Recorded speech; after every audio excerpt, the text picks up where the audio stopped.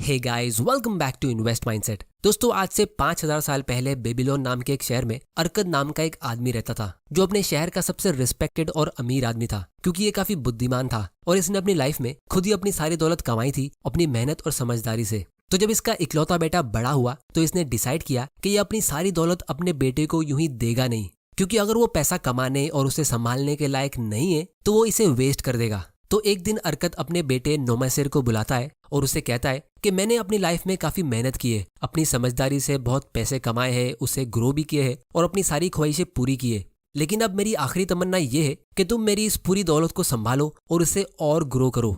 लेकिन तुम्हें इस चीज को प्रूव करना होगा कि तुम इस दौलत को संभालने के काबिल हो, और इसीलिए मैं चाहता हूं कि तुम इस शहर के बाहर जाओ और पूरी दुनिया को बताओ कि तुम्हारे अंदर क्या काबिलियत है। और तुम्हारी इस शुरुआत के लिए मैं तुम्हें 2 चीजें देता हूं जो मुझे अपनी अमीर बनने की जर्नी की शुरुआत में नहीं मिली थी, लेकिन तुम्हें मिल रही है। सबसे पहली चीज है ये सोने के सिक्कों का झोला, जिसे अगर तुम ध्यान से यूज करोगे तो ये तुम्हारी बहुत बड़ी दौलत का बीज होगा।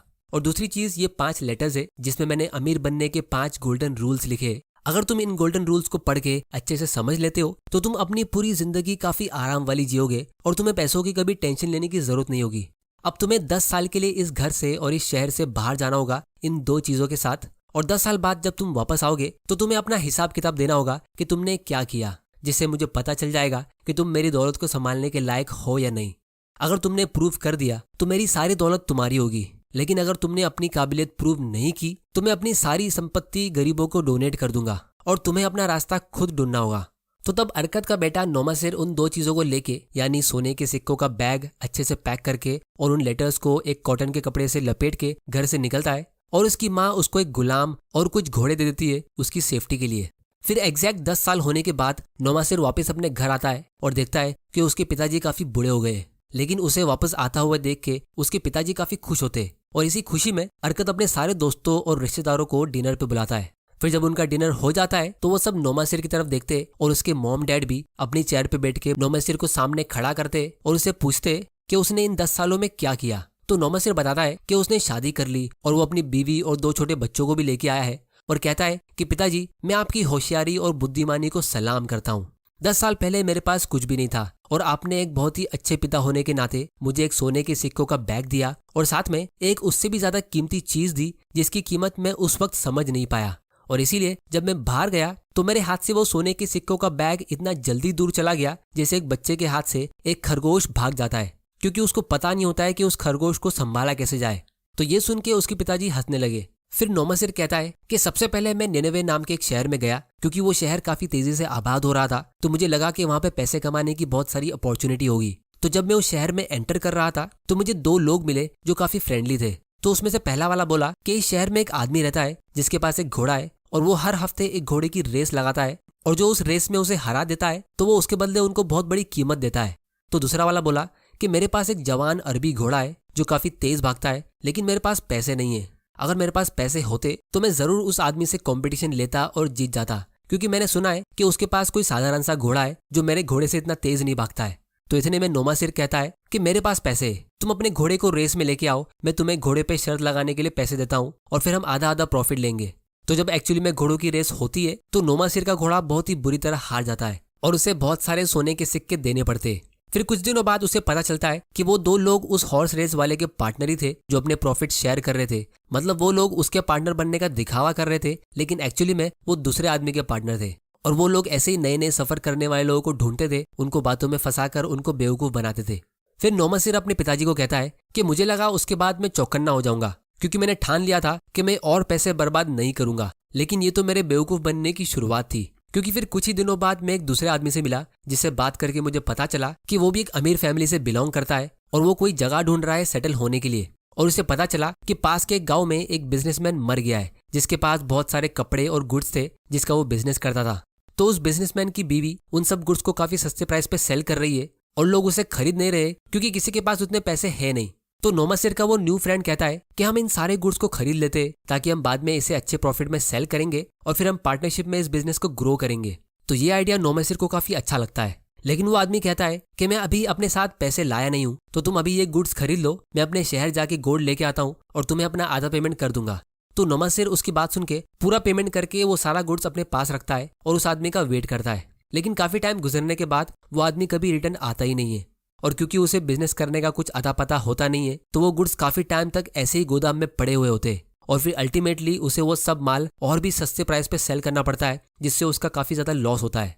और फिर इसके बाद वो ऐसे ही कुछ और गलती करता रहता है और फिर फाइनली नोमासिर के बुरे दिन चालू हो जाते हैं, क्योंकि अब उसके पास कोई भी सोने के सिक्के बचते नहीं है। तो फिर वो एक नौकरी ढूंढने निकलता है, लेकिन उसे काफी ढूंढने के बाद भी कोई अच्छी जॉब नहीं मिलती है, क्योंकि उसके पास कोई स्किल या हुनर नहीं होता है। तो धीरे धीरे करके उसे अपने घोड़े बेचने पड़ते हैं, फिर उसे अपना वो गुलाम बेचना पड़ता है और फिर उसे अपने कपड़े बेचने पड़ते हैं ताकि उसको दिन का एक टाइम का खाना मिल सके। लेकिन फिर धीरे धीरे वो टाइम भी आ जाता है जब उसके पास कुछ भी नहीं होता है, मतलब एक टाइम का खाना भी नहीं।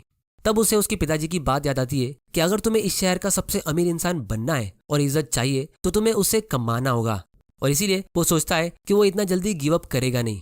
और फिर फाइनली नोमासिर उन 5 लेटर्स को पहली बार ओपन करता है, क्योंकि अब उसके पास उसके अलावा कुछ बचता ही नहीं है। तो जब वो उसे रीड करता है तो वो अपने आप से कहता है कि काश उसने वो लेटर्स पहले पढ़ लिए होते तो उसे ये दिन देखने नहीं पड़ते। लेकिन खैर गलती तो उससे हो चुकी थी।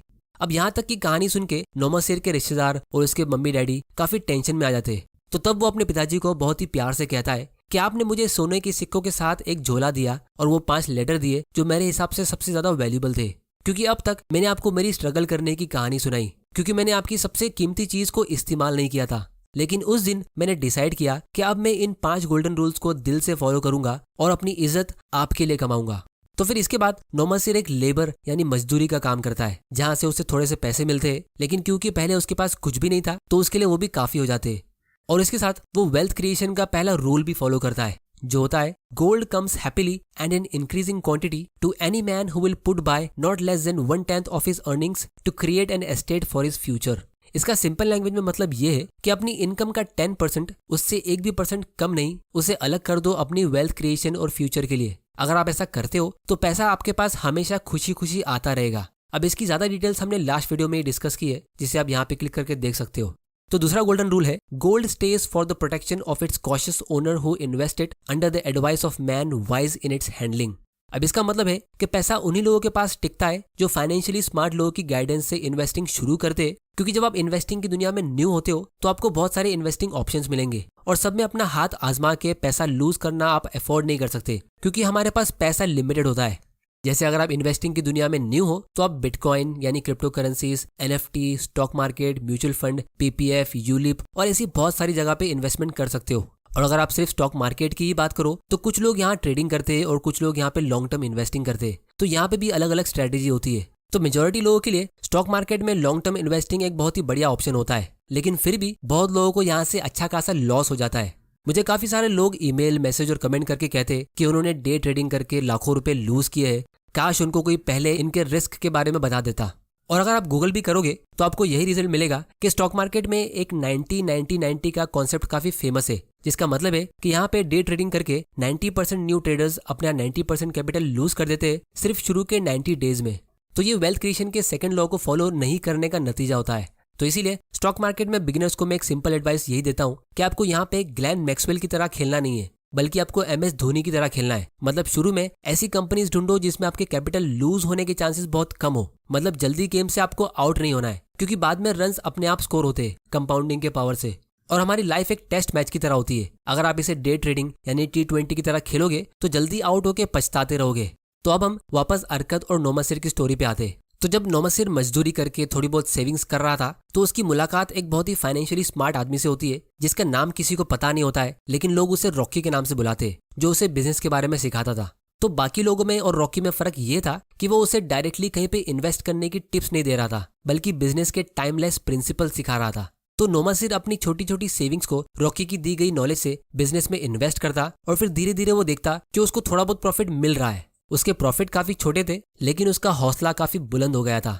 फिर तीसरा लॉ है gold labours carefully and heartily for its wise owner who finds for it profitable employment multiplying even as the flocks of the field.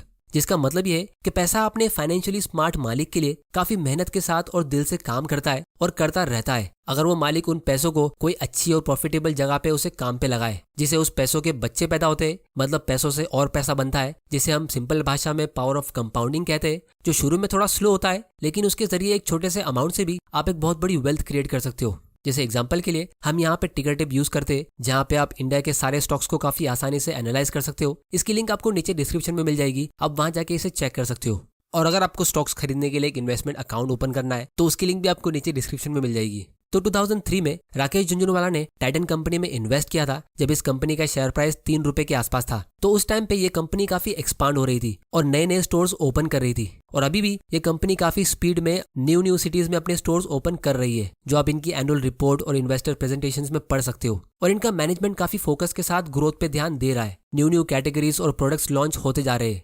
तो इससे हुआ ये कि इनका मार्केट शेयर इंक्रीज हुआ, यानी इन्होंने ज्यादा कस्टमर्स को ऑनबोर्ड किया, जिससे इनका रेवेन्यू यानी सेल्स इंक्रीज हुआ और अल्टीमेटली इनका नेट प्रॉफिट बढ़िया तरीके से ग्रो हुआ। 8-9 साल पहले इनका प्रॉफिट 700 करोड़ के आसपास था, लेकिन अब इनका प्रॉफिट 2000 करोड़ के ऊपर है। तो राकेश झुनझुनवाला ने अपने पैसों के लिए एक प्रॉफिटेबल एम्प्लॉयमेंट ढूंढा, मतलब उन पैसों को काम पे लगाने के लिए एक अच्छी कंपनी ढूंढी जहां उनका वो पैसा हार्डवर्क कर सके। और इसीलिए इस कंपनी का शेयर प्राइस 3 रुपए से ग्रो होकर आज अप्रोक्सीमेटली 2000 रुपए के आसपास पहुंच गया है, जिसकी वजह से राकेश झुनझुनवाला की वेल्थ 600 गुना बढ़ गई है। और अभी भी इस कंपनी का ग्रोथ स्कोर काफी अच्छा है, डिफॉल्ट प्रोबेबिलिटी भी कम है, मतलब कंपनी के डूबने के चांसेस कम है और क्वालिटी चेक्स भी स्ट्रांग है। तो अगर ये स्टॉक अगले 3-4 साल में डबल होता है तो राकेश झुनझुनवाला के लिए ये स्टॉक 1000 गुना से भी ज्यादा ग्रो हो जाएगा। मतलब अगर आपने इसमें सिर्फ 1 लाख रुपए इन्वेस्ट किया होता तो 600 गुना के हिसाब से 1 लाख रुपया 6 करोड़ में ग्रो होता है। और फिर उसके 3-4 साल में 6 करोड़ और मतलब 12 करोड़ सिर्फ 1 लाख के कैपिटल से। और जिसने इसमें ज्यादा इन्वेस्ट किया होता तो उसको और बड़ा प्रॉफिट मिलता। तो ऐसी वेल्थ आपको जेन्युइन कंपनीज के जरिए ही ग्रो होकर मिलेगी, जो ईमानदारी से अच्छे प्रॉफिट कमाती रहती है, कस्टमर्स को ज्यादा वैल्यू देती रहती है और हमेशा ग्रोथ के बारे में सोचती रहती है। वरना अगर आप शॉर्टकट मारने के चक्कर में जाओगे तो उससे क्या होगा, इसे हम नेक्स्ट लॉ में समझते हैं। तो चौथा लॉ है, gold slips away from the man who invested in businesses or purposes with which he is not familiar with or which are not approved by those skilled in its keep. इस rule का मतलब ये है कि आपको ऐसी जगह investment करना चाहिए जिसकी आपको नॉलेज है, जिस पे आप अच्छा खासा भरोसा करते हो, या फिर जो नॉलेजेबल लोग होते हैं जो आपको कोई इन्वेस्टमेंट रेकमेंड करते हैं, तो आपको उनकी नॉलेज पे और उन पे ट्रस्ट होना चाहिए। अब दोस्तों, इस रूल को वॉरेन बफे अपने लेटर्स में काफी बार कहते हैं कि we never invest in businesses or places which we fully do not understand, जिसको Warren Buffett circle of competence भी कहते हैं। क्योंकि आपकी लाइफ टाइम में आपको ऐसे बहुत सारे इन्वेस्टमेंट ऑप्शंस मिलेंगे जहां बाकी लोग इन्वेस्ट कर रहे हैं और अमीर बन रहे हैं, लेकिन आपको उसके बारे में इतना पता नहीं होगा। तो ऐसे टाइम पे आपको पहले उन इन्वेस्टमेंट्स को समझना चाहिए, फिर ही उसमें इन्वेस्ट करना चाहिए। क्योंकि मान लो अगर आपने इसी स्टॉक टाइटन कंपनी में ईयर 2000 में इन्वेस्ट किया होता, जब इसका शेयर प्राइस 7 रुपए के आसपास था, तो आपने 2003 में इसे बेच दिया होता जब इसका शेयर प्राइस 2-3 रुपए के आसपास था। क्योंकि 7 रुपए से 2 रुपया मतलब ये 70% का लॉस होता है। तो जिनको बिजनेस की नॉलेज और उसकी अंडरस्टैंडिंग नहीं होती है, तो वो लोग हमेशा मार्केट क्रैश के बीच डर के सेल कर देते। राकेश झुनझुनवाला ने इस स्टॉक में काफी पहले से इन्वेस्ट कर रहा था, ईयर 2000 से भी पहले से, लेकिन जब इसका शेयर प्राइस 2002 और 2003 में गिरा तो उन्होंने इसमें एकदम बड़ा अमाउंट इन्वेस्ट किया। उन्होंने अपनी ऑलमोस्ट पूरी लाइफ टाइम की सेविंग्स इसमें लगा दी, क्योंकि उनको इस कंपनी की इतनी नॉलेज और अंडरस्टैंडिंग थी। तो एक चीज मैंने हमेशा देखी है कि स्टॉक्स सेम होते हैं, लेकिन दो लोगों को अलग अलग आउटकम मिलता है, एक को प्रॉफिट और दूसरे को लॉस। क्योंकि जिसको लॉस मिलता है तो उसने लॉ नंबर 4 फॉलो नहीं किया होता है और उन्होंने किसी भी स्टॉक में कभी भी इन्वेस्ट कर लिया होता है बिना उसको समझे। और फिर फाइनल लॉ है, gold flees the man who would force it to impossible earnings or who follows the seductive advice of tricksters and scammers or who trust it to his own inexperience and romantic desires in investment. अब इस rule का मतलब ये है कि जो लोग अपने इन्वेस्टमेंट से बहुत ही एक्स्ट्राऑर्डिनरी रिटर्न्स एक्सपेक्ट करते, जैसे 21 दिन में पैसे डबल या 1000 रुपया इन्वेस्ट करके 1 लाख रुपए का प्रॉफिट कमाने का सोचते, तो वैसे लोगों के हाथ से जो पैसा उनके पास ऑलरेडी होता है ना, वो भी उड़ के भाग जाता है। और ऐसी एडवाइस आपको ज्यादातर फ्रॉड इन्फ्लुएंसर्स और स्कैमर्स देंगे, जो आपको पूरी तरह ग्रिड में डुबा के आपसे ऐसे काम कराएंगे। वो लोग आपको स्क्रीनशॉट्स भेजेंगे कि उन्होंने एक ही दिन में 5 लाख रुपए का प्रॉफिट कमाया फ्यूचर्स एंड ऑप्शंस के जरिए, और ये बहुत ही ईजी है, आपको भी करना चाहिए, एक्सेट्रा एक्सेट्रा।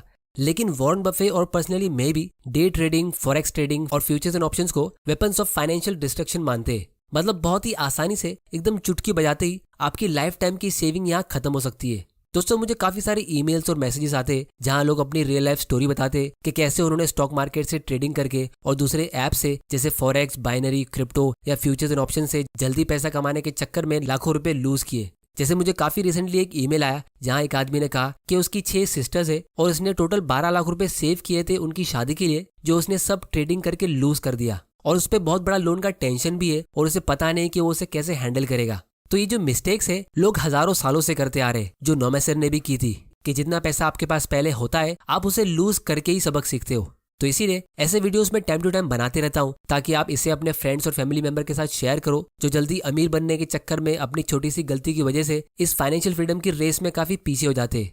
अब दोस्तों गुड न्यूज ये है कि चाहे आप अपनी लाइफ में कितनी भी गलती करो आप हमेशा एक कमबैक कर सकते हो और अपनी लाइफ टाइम में वेल्थ बिल्ड कर सकते हो। तो नोमेसर ने भी अपने 10 साल की जर्नी में बहुत सारी मिस्टेक्स की, जहां वो जल्दी पैसा कमाने के चक्कर में कभी हॉर्स रेस में सट्टेबाजी करता तो कभी खराब बिजनेस में इन्वेस्ट कर देता, जहां वो कुछ पैसे कमा तो नहीं पाया बल्कि उसने वहां पैसे लूज कर दिए। लेकिन उसने हार नहीं मानी और उसने मेहनत करके भले ही मजदूरी करके थोड़े पैसे सेव करके एक्चुअल इन्वेस्टिंग शुरू करी और इन 5 गोल्डन रूल्स को फॉलो करके अपनी बाकी की जिंदगी गुजारी, जिससे अल्टीमेटली हुआ ये कि वो अपने पिताजी से कहने लगा कि अगर तुम मुझे सच में अपनी पूरी दौलत दे देते लेकिन वो 5 गोल्डन रूल्स नहीं देते तो मैं आपकी सारी दौलत तो क्या पूरी दुनिया की सारी दौलत भी काफी जल्दी बर्बाद कर देता। लेकिन आपने ऐसा नहीं किया क्योंकि आप बुद्धिमान हो।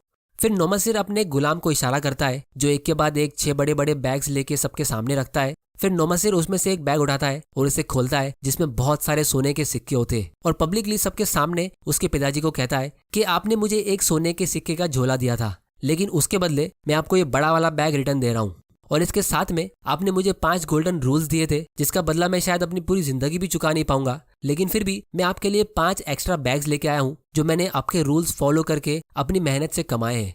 और अगर आप मुझे अपनी दौलत नहीं भी देते हो तो भी मुझे इससे कोई अफसोस नहीं होगा क्योंकि अब मैं अपनी जिंदगी में अपनी दौलत खुद कमा सकता हूँ।